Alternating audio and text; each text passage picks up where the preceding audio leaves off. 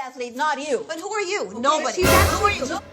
Hi everyone and welcome back, and tonight I am going to be reviewing the season finale of Real Housewives of Miami. I am excited to talk about this. I got a lot to talk about. I got a lot to talk about this season. I got a lot to talk about this episode. I got some dragging to do. I am ready, and I'm ready for that reunion. I got a lot to talk about how I feel about how Bravo and Peacock is handling Miami. We's gonna get right into it, so stay tuned and we're gonna get right into it. Okay, got my notes, I'm ready to go. So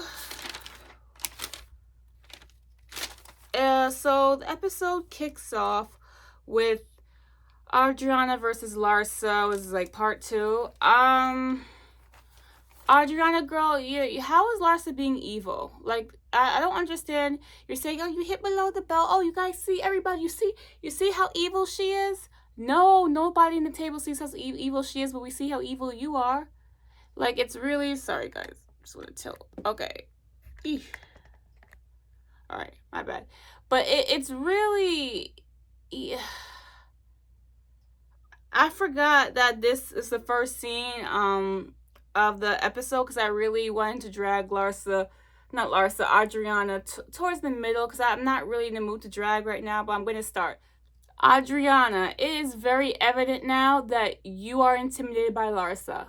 I don't know what it is about Larsa that you just can't stand, but the fact that you're that enraged and you're so desperate to prove to people that she's the evil one, for what? For what? You're looking very desperate, and you're looking honestly pathetic at this point. Because you just seem so threatened. It's like you're like going around the table like, you see how she's showing the real her. No, you're showing the real you. Because like, really, you're attacking Larsa for what? Like, I really genuinely don't understand what bothers you so much about Larsa. And then Larsa came prepared. And one thing I like about Adriana is that she thinks because her mouth is big, like a lot of people think because they yell loud and their mouth is big, that they could easily, bully and win a fight. But no, Larsa had something for you, and she ate you up. She talked about how her stock is up and your stock went down. I mean, Adriana, and I said this a bit in my last review, Adriana, coming from how you looked the previous seasons to now, there is a difference, and clearly financially you're not there anymore. You clearly don't have, Frederick is gone. Frederick left you, and you never loved Frederick, so who cares, right? Because anybody who watched last season, go back and look, she never loved Frederick. The whole, I don't know if I really want to be with him. Oh, I have my doubts. Oh, this. You never loved Frederick. I think Frederick loved you, but you never loved Frederick. You just stayed with him because he had money. And gave you some companionship in the storyline for 3 seasons. That's the only reason why you stayed with Frederick. Other than that, you never loved Frederick. I knew she never loved Frederick. Frederick loved her. But moving on. So I guess, Frederick's gone. Her son is 22, which means that she's no longer getting child support for the son. I don't know how much art dealers make, but she only gets commission off of whoever sells whatever paintings from whatever artist she's buying from, right? And, with this pandemic, nobody's gathering around at art galleries anymore. So, Adriana, I think financially you're not doing that well. But then you get offended when Larsa says that, but it is true. And then Larsa talks about you are not satisfied with your life, which I've been saying that in my head, too. I was like, I don't think Adriana is satisfied with where she is to this day. I wouldn't be either. You're 2 times divorced. You have nobody at home. You're sitting. I don't mind being alone, but you're financially, you don't seem like you're doing it. You're 2 times divorced. I don't know how your art dealing career is going, Adriana, but yeah. Larsa had something. She was on to something when she said that about you, Adriana, and she was just eating Adriana up. And I'm sorry, Adriana, you had it coming. You kept coming for Larsa since episode 1 of this whole reboot. The moment you walked into her house, the first episode, you looked around, you're like, oh, this house hasn't changed a bit. It looks the same since I've seen it 10 years ago. Nothing's different. You've been coming at her in your confessionals. You've been just coming at Larsa, and I've literally sat back patiently to wait to see what Larsa did to you during the season for you to be coming at her the way you have this whole season. And Larsa, the reason why Larsa ate you up is because everything she said about you was the truth. Larsa did get more famous since season 1. She did move up. Yeah, she looks completely different now, but she's making money. She's doing it. And then I don't know what Adriana's doing. And then you want to talk about her husband saying he was the famous person, not you. Okay, and well, guess what? That famous person she married, he brought her up, and now she's famous. He made her. He gave her the opportunity to befriend a famous family in Calabasas, and look at her now. Where are you? So Larsa, I keep mixing the two up and I'm getting annoyed at myself. So after all of that, Larsa gets up and leaves, and I don't blame her. It's like, oh, let's talk about the Kim Kardashian thing, because, it's the main thing everybody's been waiting for the whole season. I thought it was kind of, not a disappointment, but I thought that Larsa was just going to sit there and take it, but Larsa bit back and dragged her. Like, Adriana's such an easy read. Like, girl, you're a 2-time divorcee. Your son is that left dude. Your husband's left dude. You're sitting in the house alone, and your fashions are terrible. Like, but anyway, the whole Kardashian comment was okay. So she left Miami, went to LA, befriended the Kardashians, got a bunch of plastic surgery, and got a big Brazilian butt lift. And what? Like, what are you saying? What is that comment supposed to do to Larsa? And a lot of people kept hyping that moment up. But if you really think about it, what does that have to do? Like, how is that really an insult, really? Oh, because she'll never be a Kim K. Okay, you'll never be a Larsa nor a Kim K. Like, to me, that was weak. It's like, okay. And then look, another thing, I'm spending so long on this topic because Adriana is just weird to me. This season, she's just weird. Like, Adriana was one of my favorite girls, and she's just so weird. Like, oh, you left here, you went to LA, you befriend the Kardashians, and you get a big butt like them, and you'll never be a Kardashian. And I'm just like, yeah, but you'll never have the financial stability as Larsa, because you're not making $10,000 a day. And it's not even really about finances. It's like, don't throw the stones if you live in a glass house, because Adriana's too easy of a read. Because Larsa wasn't even trying to read her. She was saying, the reads that Larsa was giving were simple, like, oh, my stock is up, your stock is down, your fashions are bad, like, but it was all true. And I was gonna say something. It was the Kardashian comment. I don't know what Adriana was trying to get out, because Adriana to me seems like a big fan, because Adriana, you know so much about Larsa, more than I do, and then you bring up, oh, I see you were hanging around dating some guy named Molly. How do you know this? Like, I think she's talking about that ball player Larsa was seen with. I'm just like, this is getting weird, because it's like you keep talking about how she was friends with the Kardashians, then you're talking about all the men that Larsa's been with. You seem more like a fan than anything. Because if you don't like somebody, how do you do that much research on somebody? You're all over the press. Everybody's talking bad things about you. You were with this guy. Yeah, Adriana, you're never in the press. You're this accomplished art dealer, but I've never seen any reports, any magazine articles. Like, later on this episode, I'll get into it. Gertie was mentioned in Vogue magazine for her accomplishments. What are you doing? Like, Adriana's just giving me weirdo energy. It's like, you hate Larsa so much, but you want to know all about the Kardashians. You know all of the men that Larsa has dated. And then you want to say Larsa thinks she's better than everybody else, and all the girls at the table just sat there like, no, Adriana, you and Julia, who I want to get into, you two, like, you two are a mess, and I'm probably gonna really drag Julia next for this reunion, but we'll get into that. But I just had to get it off my chest. I probably have more to say about it, but this video is already 10 minutes, and I don't want to talk about Adriana for 40 minutes. So yeah, Larsa gets up and leaves, and the whole party, Adriana is quiet and visibly upset. I guess those digs that Larsa took at you really hit hard, because you know it's true, right? Your stock is down. You have the lowest stock of everybody in this whole cast. Yeah.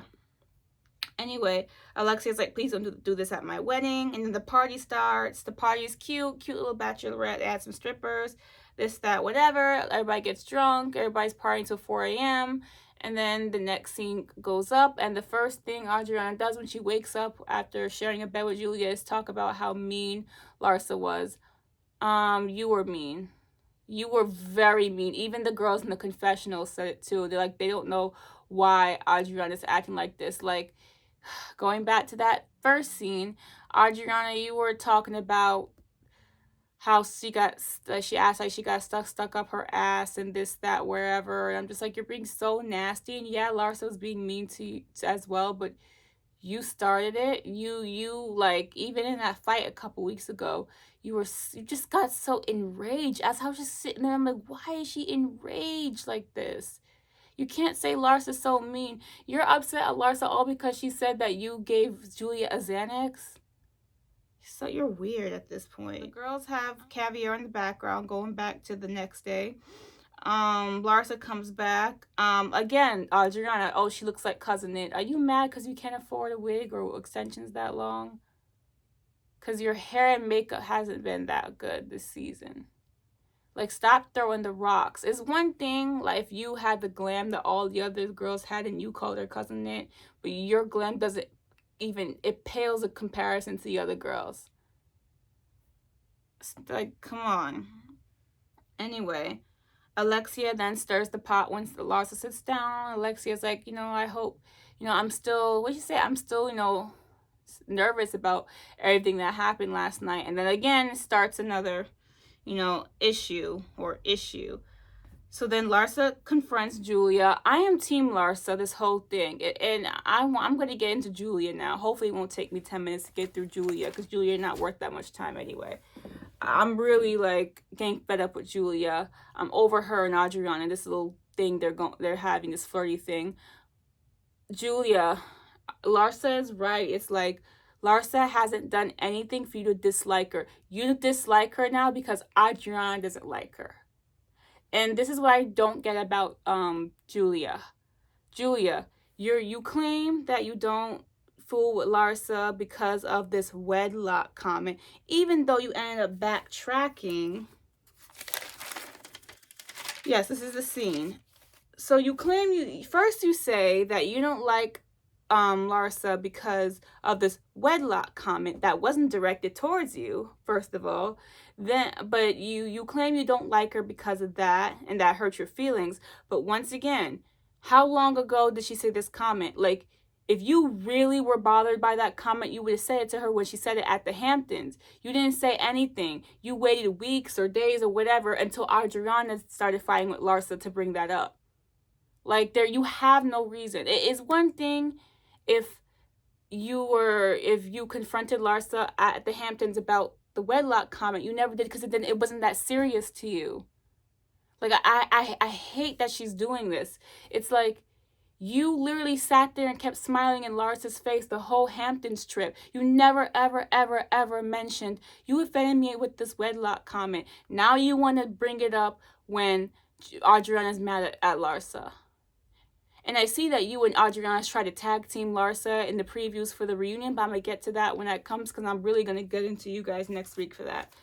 Okay, so then, as Larsa's confronting Julia then confuses me. Because like I said, last week you were all about, you said the wedlock comment. Now this week, Julia completely changes her story. Now she's saying that the reason why she don't like Larsa is because something about Instagram, because Larsa said a comment about how Julia doesn't have an exciting Instagram, or doesn't have a lot of followers, and she has a lot of followers. I'm like, well, but wait, because I was like, stop right there, because you were going on and on how many weeks now about you're upset at Larsa for the wedlock comment. Now you're backtracking. You're completely, you it seemed like you forgot about that comment. Maybe you didn't have your lines on you that day, from your script, but you kept saying all this time it was the wedlock comment. Now you're saying it's because you don't have a lot of IG followers and Larsa does, and you feel like Larsa's superior because she has more followers. I go, what are we, 15? And I was just with Larsa. I was like, where are you getting this from? Like, you're literally finding an issue to have with Larsa. Larsa has never done anything to you, Julia, for you to have a problem with her. You're just trying to create a problem because Adriana, I don't know what you guys are discussing behind the scenes, but you guys are trying to concoct a plan to attack Larsa, and it's not gonna work. It's not gonna work. I love how I'm spending so much time on this, but Adriana and Julia really was killing me this beginning of this episode, because Julia, you said absolutely nothing. Again, you said nothing about this wedlock comment that wasn't directed towards you. You didn't say nothing in the Hamptons. You want to bring it up when Adriana's upset. Then the next day, you want to talk about why you don't Larsa. You want to explain to Larsa why you don't like her. And you bring up something else. And then you're like, oh, yeah, and it was a wedlock comment. Oh, I guess you forgot that you had an issue with her because of the wedlock comment. So you had to put that back in there because you forgot, because you don't have an issue. I just hate when people do that. Like, you literally just start bringing things out of nowhere. Like, you don't have an issue.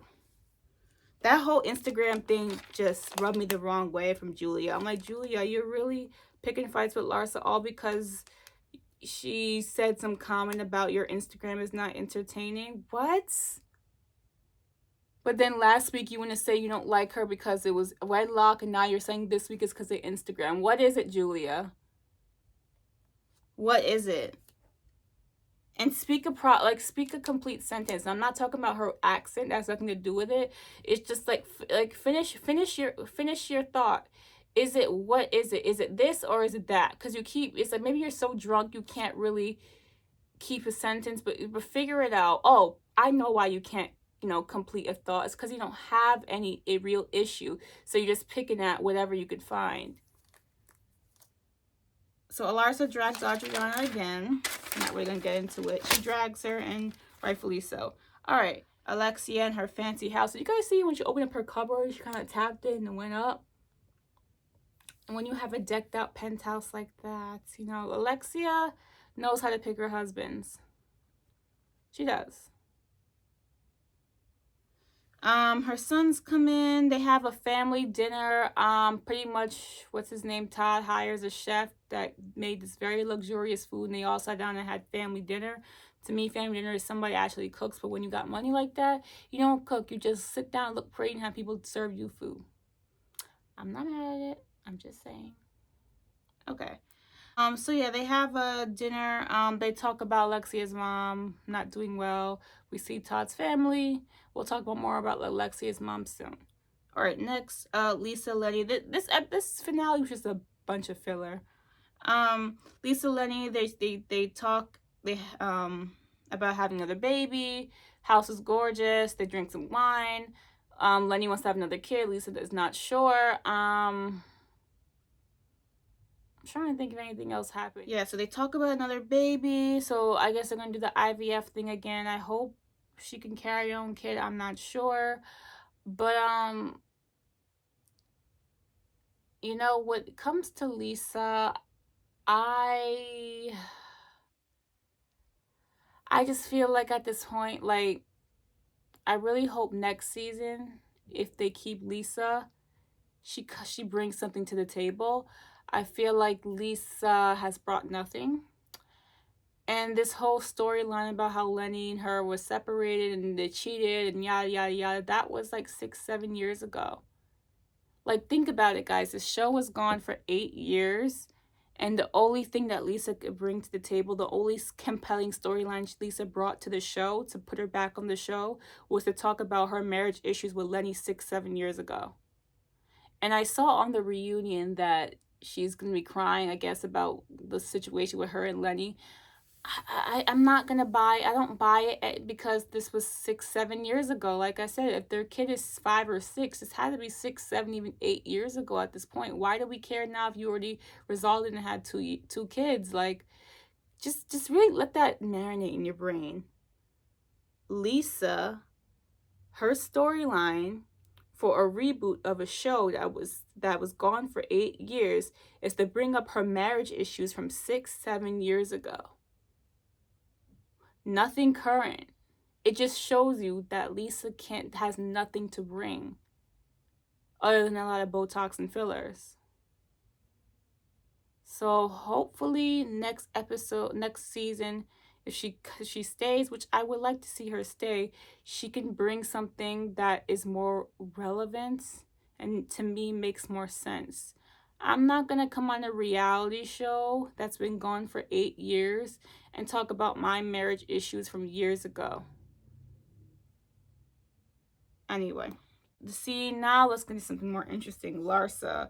The scene then moves to Larsa and she signs her divorce papers from Scotty. Hallelujah, finally. I feel like Larsa and this Scotty divorcing has been going on for too long, but I do understand and I want to get into this. Out of all the storylines of this whole season, I do buy into Larsa's the most because it's realistic.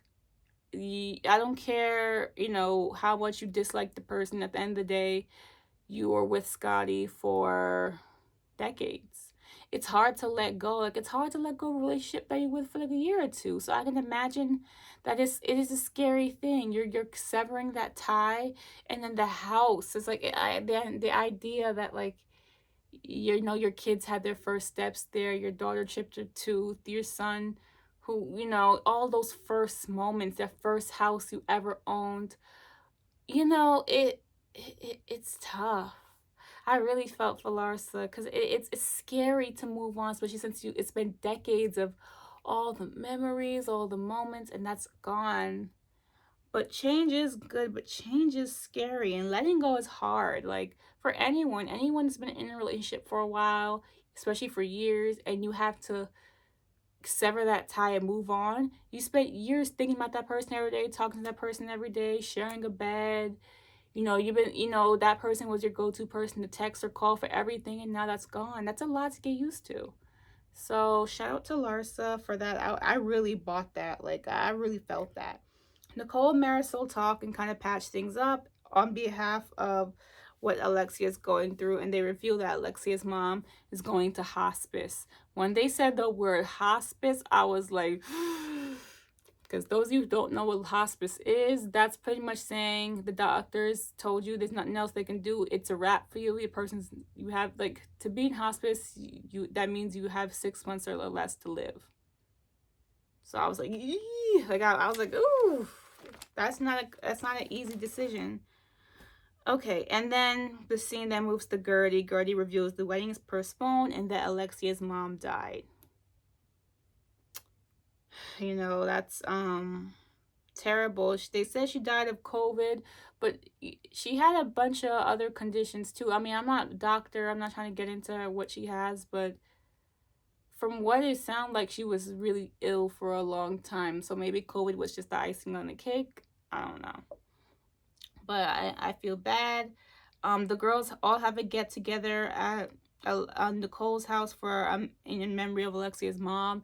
It was a little weird because Alexia wasn't there, so you just had a bunch of friends of people that knew of Alexia's mom meeting up to, pay their respects and wish her well. I guess Alexia just couldn't make it that scene. She probably couldn't do it, so I understand. But it was cute. It was cute for what it was. They had the lanterns. They wished her well, all that. So I wish they did that for Mama Elsa, but the show wasn't airing then. But it's okay. The show's at this point is pretty much over. Alexia, Todd, Frankie get to the funeral. I was sitting there like, where's Peter? I don't know if he didn't want to film, but I hope Peter was at the funeral. Okay.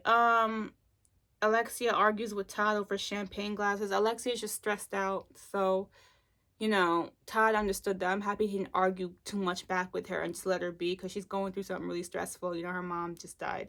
She lived a long life, though. I think she was born in 1921 or 27 and died in 2021. So she lived a long life. And that's just what happens. So I do feel bad for Alexia, but her mom's in a better place. And she's married now to this Todd guy. I hope this marriage lasts. But I liked how production just showed Alexia getting to the funeral and then the girls outside the funeral. I was scared they were going to film the actual funeral, which I find inappropriate. So I'm glad it was respectful with that. So yeah, she argues with Todd over some champagne glasses. No big deal. She's just stressed out, overwhelmed.